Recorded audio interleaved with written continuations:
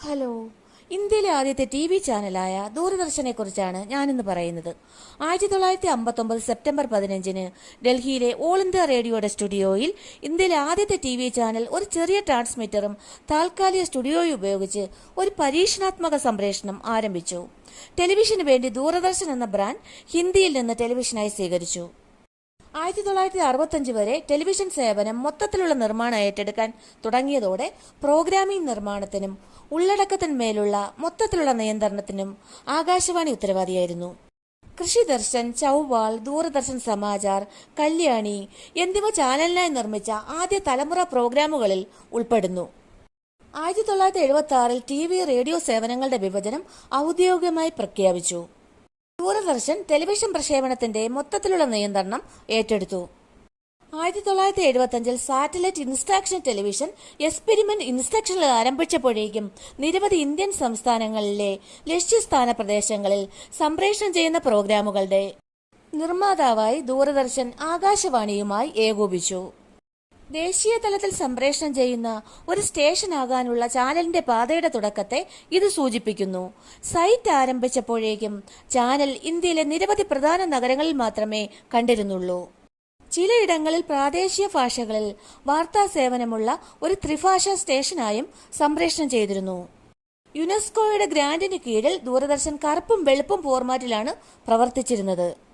അയൽ രാജ്യമായ ശ്രീലങ്കയിൽ ടെലിവിഷൻ ആരംഭിച്ചപ്പോൾ രാജ്യം PAL ഫോർമാറ്റ് തിരഞ്ഞെടുത്തു.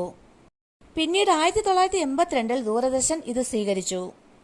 ജാപ്പനീസ് കമ്പനികൾ നിർമ്മിച്ച ടെലിവിഷൻ സെറ്റുകളുടെ വിൽപ്പന കുതിച്ചുയർന്നു. സ്റ്റുഡിയോ, ട്രാൻസ്മിറ്റർ, അടിസ്ഥാന സൗകര്യങ്ങളുടെ കാര്യത്തിൽ ഇന്ത്യയിലെ ഏറ്റവും വലിയ പ്രക്ഷേപണ സ്ഥാപനങ്ങളിൽ ഒന്നാണ് ദൂരദർശൻ. പ്രസാർ ഭാരതിയുടെ കീഴിൽ പ്രവർത്തിക്കുന്ന ഒരു പൊതു പ്രക്ഷേപണ ഭൂതല ടെലിവിഷൻ ചാനലാണ് ദൂരദർശൻ. സന്നാഹങ്ങൾ, സ്റ്റുഡിയോകൾ, ട്രാൻസ്മിറ്ററുകൾ എന്നിവയുടെ എണ്ണം എടുത്താൽ ദൂരദർശൻ ലോകത്തിലെ തന്നെ ഏറ്റവും വലിയ പ്രക്ഷേപണ നിലയങ്ങളിൽ ഒന്നാണ്. 1959 സെപ്റ്റംബറിൽ പ്രക്ഷേപണം ആരംഭിച്ച ദൂരദർശൻ 2004 അവസാനത്തോടെ ദൂരദർശൻ ഡിജിറ്റൽ പ്രക്ഷേപണവും ആരംഭിച്ചു. 1965 ദൂരദർശൻ ഓൾ ഇന്ത്യ റേഡിയോയുടെ ഭാഗമായി. ദൂരദർശൻ ദില്ലിയിൽ ദൈനംദിന പ്രക്ഷേപണം ആരംഭിച്ചു. 1972 ദൂരദർശൻ ബോംബെയിൽ, ഇന്നത്തെ മുംബൈയിൽ സംപ്രേഷണം ആരംഭിച്ചു. 1975 വരെ ഇന്ത്യയിലെ 7 നഗരങ്ങളിൽ മാത്രമേ ദൂരദർശൻ പ്രക്ഷേപണം ലഭ്യമായിരുന്നുള്ളൂ. 1976 ദൂരദർശൻ ആകാശവാണിയിൽ നിന്നും വേർപെടുത്തി.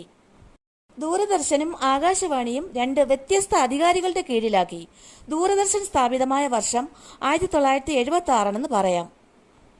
ദൂരദർശന്റെ ദേശീയ പ്രക്ഷേപണം 1982 ആരംഭിച്ചു.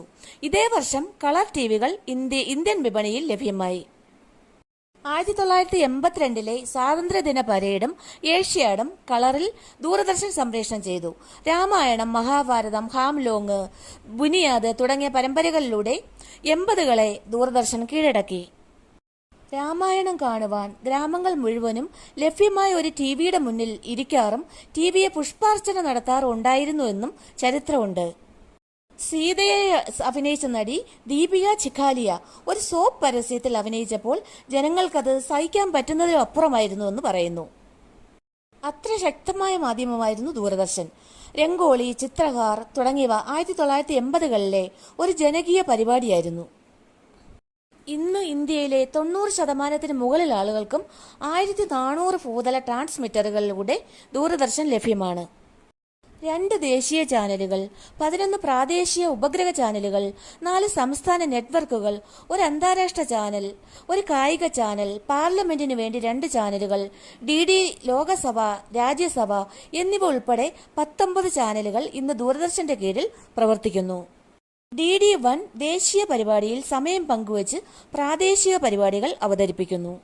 DD വാർത്താ ചാനൽ 24 മണിക്കൂറും വാർത്തകൾ സംപ്രേഷണം ചെയ്യുന്നു. ഖോ-ഖോ, കബഡി തുടങ്ങിയ നാടൻ കായിക കലകളെ പ്രക്ഷേപണം ചെയ്യുന്ന ഏക ചാനലാണ് DD കായികം. ദേശീയ തലത്തിൽ പ്രവർത്തിക്കുന്ന ദൂരദർശൻ ചാനലുകൾ DD national, DD news, DD sports, DD Lok Sabha, DD Rajya Sabha, DD Bharati, Gyan Darshan എന്നിവയാണ്. ഇന്ത്യയിലെ ആദ്യ ദേശീയ ചാനലായ DD1 1982 നിലവിൽ വന്നു. DD ന്യൂസ് ദേശീയ തലത്തിലുള്ള വാർത്താ ചാനൽ 2003 നിലവിൽ വന്നു. DD മെട്രോ എന്ന ചാനലിനെയാണ് ഈ രീതിയിൽ പരിഷ്കരിച്ചത്. സ്വകാര്യ ചാനലുകളുടെ തള്ളിക്കയറ്റം ദൂരദർശന്റെ കാഴ്ചക്കാരുടെ എണ്ണത്തിൽ വലിയ കുറവ് വരുത്തി. വരുമാനത്തിലുള്ള കുറവിന് പിന്നാലെ നിലവാരത്തിൽ ദൂരദർശൻ പിന്നോട്ട് പോയി എന്ന പരാതിയും വ്യാപകമായി.